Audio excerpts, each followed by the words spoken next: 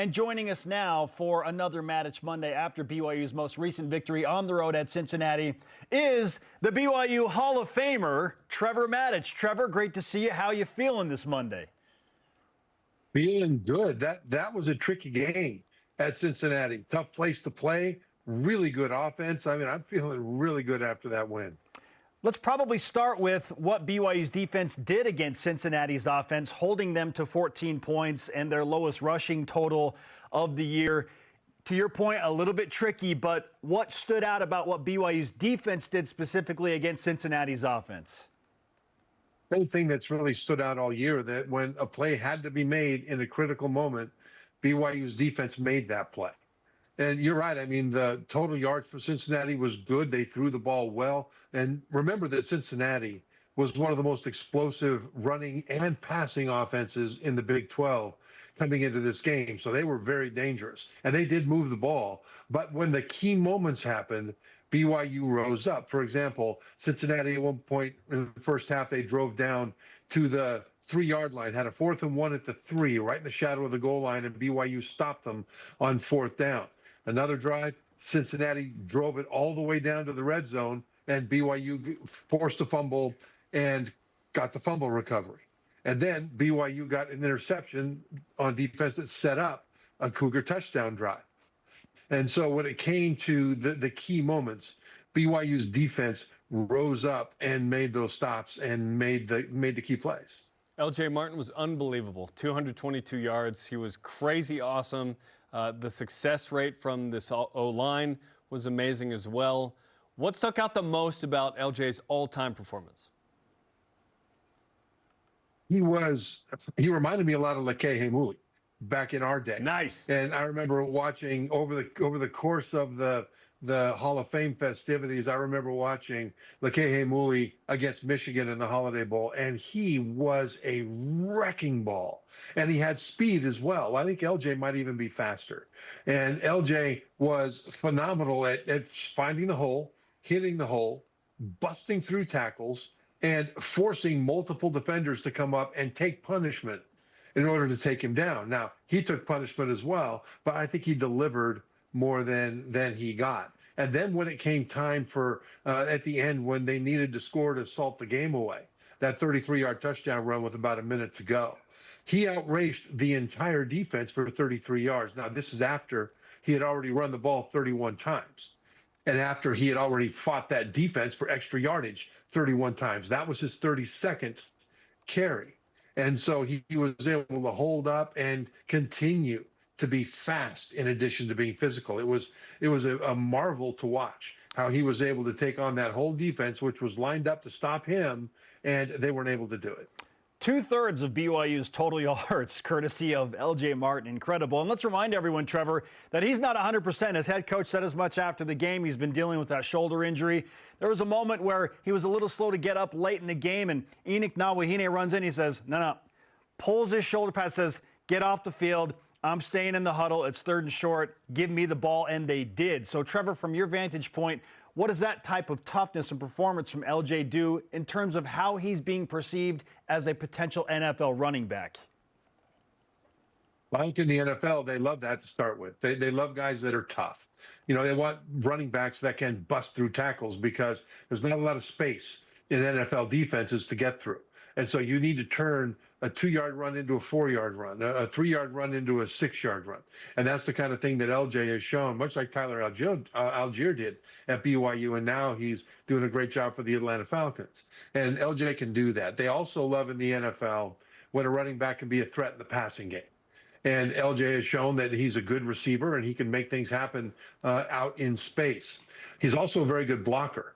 And so that's important. A lot of running backs in college will come back for an extra year, even though they excel as a runner and even as a receiver, just to work on their blitz pickup in pass protection, just to work on their blocking in the running game.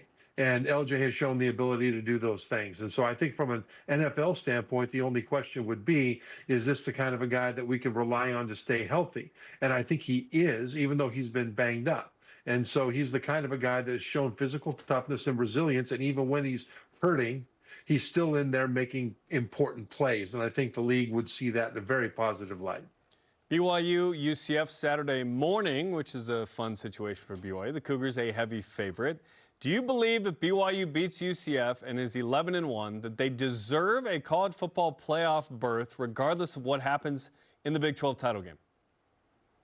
I think they deserve it. The question is, will they get it? And really, you've got to be in the top 10 this year to be in the field of 12. And that's important because we talk about this all the time, but I think it bears remembering that the top 5 highest ranked conference champions get an automatic berth, even if they're not ranked in the top 12. They move up and they displace number 12 or number 11, which is likely to happen this year with the group of 5 champion and with the ACC champion. And so, that they might deserve to be there, but the rules are the rules, and they might not get there if BYU can't get into the top 10 or win the Big 12 championship. And you look at other teams around the league that feel the same way. I mean, Miami right now, coming into this past week, was ranked number 13 by the committee, and they won this last week, so I don't think they'll drop. But Miami, it has the same record and a similar strength of schedule, strength of record, other analytics as Notre Dame at number 9. Miami beat Notre Dame 13, beat 9 head-to-head. And Miami fans think that they deserve to be up there where Notre Dame is because they beat that team and they have the same record. So there will be a lot of teams, or at least several teams, that deserve to be in the playoff that won't get there because there are just so many teams that deserve to be in that field of 12. Trevor, every BYU fan is going to be scoreboard watching this weekend, obviously after BYU takes on UCF. But on Friday night, there are some critical games. When you look at what's above BYU in the rankings, and we like to refer to this as necessary carnage for BYU to get into the top 10 you're just referencing, which of those teams are most likely to be upset and create an opportunity for BYU to move up this weekend? If you talk about as an at-large bid, in other words, not winning the Big 12 championship, which would give BYU an automatic bid, then you're looking at teams that are unlikely to lose. And so you've got to do a whole lot of hoping in order for that to happen. But it is possible. Alabama has Auburn.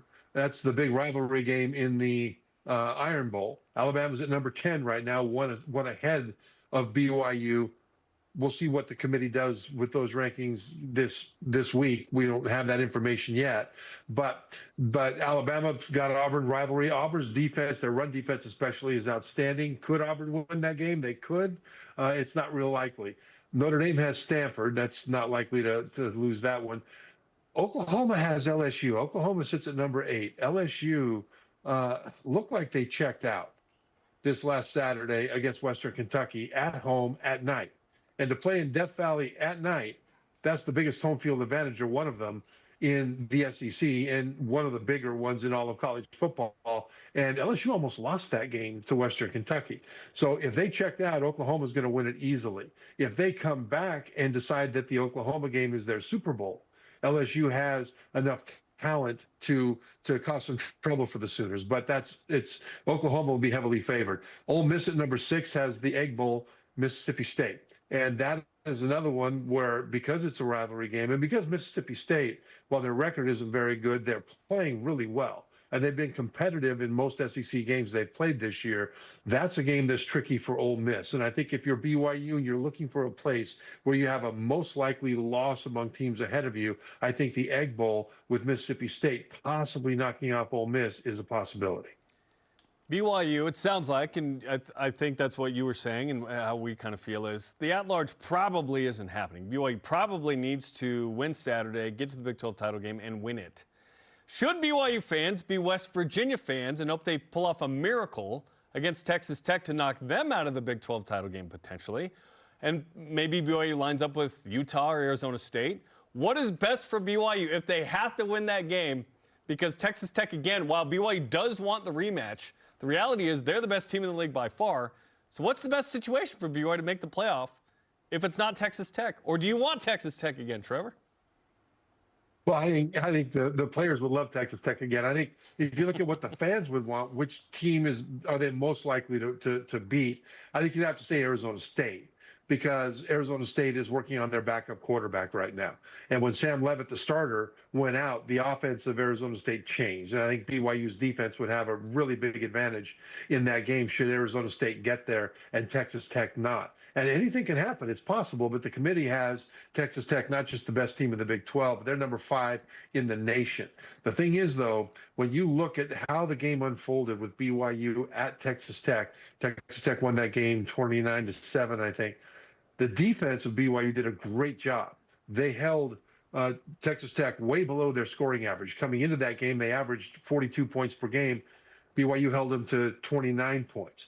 They held Texas Tech to over 100 yards under their total yardage average. The BYU defense did well. What the problem was that the offense couldn't run the ball, and they didn't throw the ball well. And so that was a real problem. Special teams didn't help them either. I think that there will be some adjustments, and I think BYU's offense will do a whole lot better, and they'll be different against that terrific Texas Tech defense. So I wouldn't say that because Texas Tech won that game the first time around, that BYU probably couldn't win them and wouldn't want to see them. I think BYU's got a very good chance to be a whole lot more competitive in that game if they face Texas Tech, if they get there at all. Trevor, obviously, first things first for BYU. That means handling UCF. Interesting kick time, 11 a.m. local, so early on this Thanksgiving holiday weekend. What type of game do you expect with BYU as the heavy favorite and UCF playing for bowl eligibility, but coming all the way from Orlando to elevation and maybe playing in the snow? Wouldn't that be great? Wouldn't that be incredible for UCF to come from Orlando up and play in the snows of Utah at 4,000 plus feet? This is a game that's tricky. The ESPN Football Power Index, FPI, has BYU with about a 92% chance to beat UCF.